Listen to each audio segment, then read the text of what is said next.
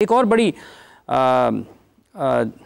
حیران کن بھی ہے تھوڑی اور تکلیف دہ بھی ہے، وہ پریشان کن بھی ہے۔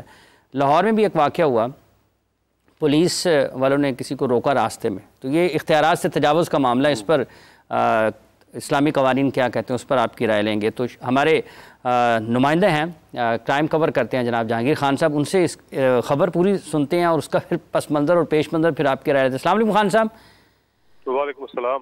خان صاحب، یہ کیا واقعہ ہوا ہے؟ پولیس نے کسی جگہ پر چیکنگ کے لیے روکا کسی کو، اس کی تلاشی جامہ تلاشی لیتے ہیں، پھر سنا ہے کہ وہ اس کا موبائل وغیرہ چیک کرتے ہیں، کچھ چیز ایسی نہیں ملتی تو پھر اس کو کہا جاتا ہے کہ چلو تھوڑا ڈانس وانس کرو۔ یہ کیا ماجرا ہے؟ یہ شفیق آباد کے علاقے میں یہ واقعہ رپورٹ ہوا ہے۔ بیسیکلی یہ کلوز سرکٹ فوٹیج سامنے آئی ہے پولیس کے اس رویے کی یا اس اختیارات سے تجاوز کے اس واقعے کی کلوز سرکٹ فوٹیج سامنے آئی۔ اس میں یہ دیکھا جا سکتا ہے کہ چیکنگ کے لیے انہوں نے ایک شہری کو روکا ہے، اس کی جیبوں کی تلاشی لی اور اس سے پوچھا کہ کہاں سے آ رہے ہو، کیوں آ رہے ہو، کہاں گئے تھے، کس مقصد کے لیے گئے تھے، جس کے بعد پھر اس کا موبائل فون اس سے لیا، اس کا موبائل فون لے کے اس کی پرسنل جو واٹس ایپ چیٹس ہیں وہ دیکھی گئی، اس کی گیلریز کو جو ہے وہ دیکھا گیا کہ اس کے پاس کس طرح کا کانٹینٹ یا مواد اس کے موبائل فون میں ہے، اور اس کے بعد اس کو کہا کہ ہمیں ڈانس کر کے دکھاؤ۔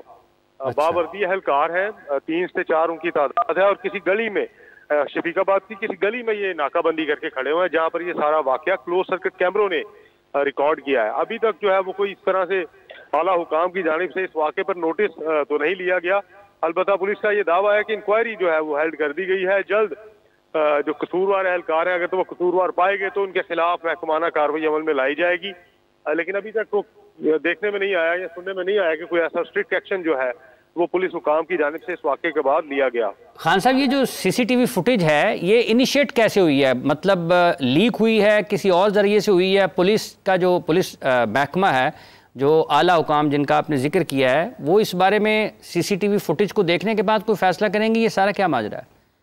اچھا، میں وضاحت کر دوں، اس میں تھوڑی سی مسٹیک میں صحیح ہے۔ یہ نا موبائل ویڈیو ہے، سی سی ٹی وی فوٹیج شاید میں غلطی سے بول گیا، موبائل ویڈیو ہے یہ، جو کہ غالباً اس جگہ پر یہ واقعہ ہو اس کے قریب چھت پر کھڑے کسی شخص نے یہ سارے منظر اپنے موبائل فون سے ریکارڈ کیے ہیں، اور ریکارڈ کرنے کے بعد اس نے یہ ویڈیو جو ہے وہ وائرل کی ہے۔ ابھی شاید واٹس ایپ کے گروپس میں یہ زیادہ وائرل ہے، لیکن مختلف سوشل میڈیا ایپس پر بھی اس کو ڈاؤن لوڈ کرنے کا سلسلہ شروع ہو چکا ہے۔ اب چونکہ سوشل میڈیا پر پولیس جو ہے وہ آلریڈی متحرک ہے، پولیس کا یہ کلیم ہے کہ ان کے سوشل میڈیا پیجز پر بڑی تعداد ہے سبسکرائبرز کی، فالوورز کی، تو ان کی یہ کیمپین بھی ہے کہ وہ پولیس کا مثبت تاثر جو ہے وہ اجاگر کرنا چاہتے ہیں، لیکن اس واقعے پر ان کا ایکشن کیا ہوگا یہ بات مزید تعین کرے گی کہ جو پولیس ہے وہ کس طرح سے پبلک میں اپنا ایک گڈ امیج کریٹ کرنے کے لیے کس حد تک سنجیدہ ہے۔ محکمانہ یعنی کہ محکمانہ انکوائری کے بعد کوئی فیصلہ ہوگا کہ کیا ہونا ہے۔ مفتی صاحب، یہ جو ایک واقعہ ہے، اگر اختیارات سے تجاوز اور حدود سے تجاوز کے بارے میں، اور ریاستی ملازم اگر ریاست کے ہوں،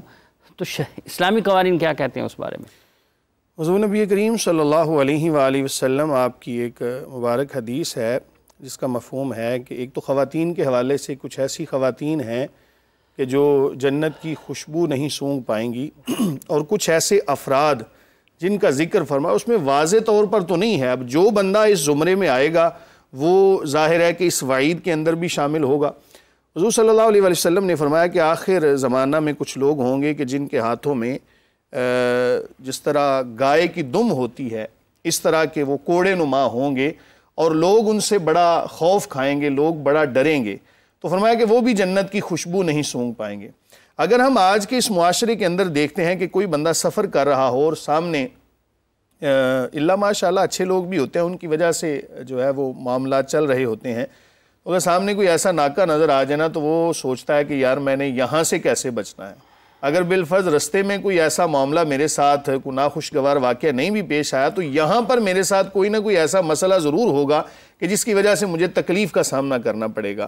تو محکمانہ جو کاروائیاں ہیں نا، ان کو پھر آپ بروئے کار بھی لائیں، ان کو منظر عام پہ بھی لائیں کہ کیا ایسے بندے کو کوئی سزا بھی ملتی ہے یا نہیں۔ ظاہر ہے کہ ایک بندہ جس کو حکومت کی طرف سے اختیار اتنا دیا گیا ہے کہ تم نے اپنی حدود کے اندر رہ کر معاملات کو سر انجام دینا ہے، اگر کوئی شہری ہے تو اس کی عزت کا بھی آپ نے لحاظ رکھنا ہے.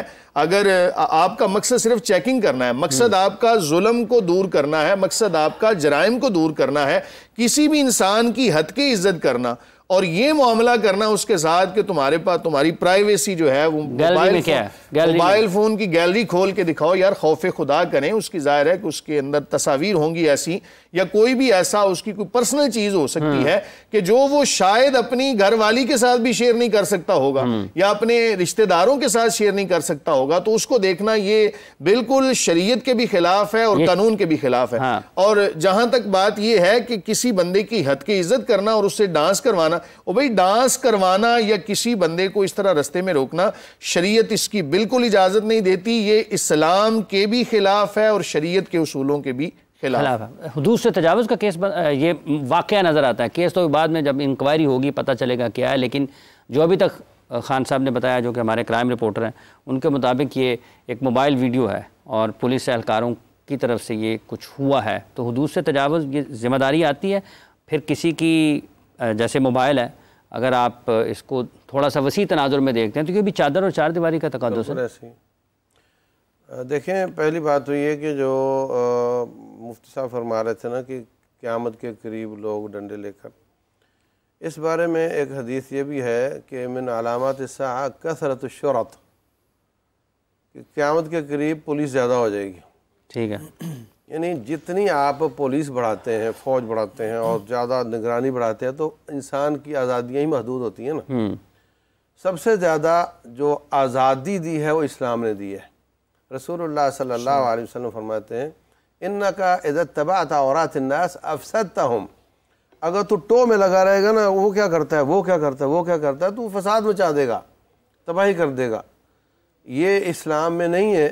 ہاں کسی کے بارے میں شبہ ہو کہ وہ دہشت گرد ہو سکتا ہے یا کوئی نقصان دہ ہو سکتا ہے وہ الگ بات ہے، ورنہ ہر شخص کی آپ ٹو میں لگے رہیں اور اس کی نگرانی کریں، یہ اسلام میں نہیں ہے. ٹھیک ہے. تو دوسری طرف رسول اللہ صلی اللہ علیہ وسلم کا فرمان ہے اذا ضیعت الامانۃ فانتظر الساعہ، جب امانتیں ضائع ہونے لگ جائیں تو قیامت کا انتظار کرنا. کسی نے پوچھ لیا کہ حضرت اس سے کیا مراد ہے؟ اب ہم تو سمجھتے ہیں کہ میں نے کسی کو پیسے دیے مجھے پورے واپس نہیں کر رہا، امانت ضائع ہو گئی. فرمایا یہ سب سے بڑی جو اس میں پہل بیان کی بات وہ یہ اذا وکل الامر الی غیر اہلہ فانتظر الساعہ، جب نااہل لوگوں کو ذمہ دار بنا دیا جائے گا تو قیامت کا انتظار کرنا. تو یہ نااہلی ہی تو ہے کہ آپ کی ڈیوٹی کچھ اور ہے، کام کچھ اور کر رہے ہیں آپ. یعنی یہ جو آدمی اس سے ناچ کروا رہا ہے، اگر اس کے سامنے سے کوئی واقعتاً یقینی مجرم گزر جائے تو یہ ادھر ناچ ہو رہا ہے، اس کو پکڑے گا نہیں؟ پکڑے گا، وہ تو اپنے کام میں مصروف ہے، وہ کام میں مصروف ہے.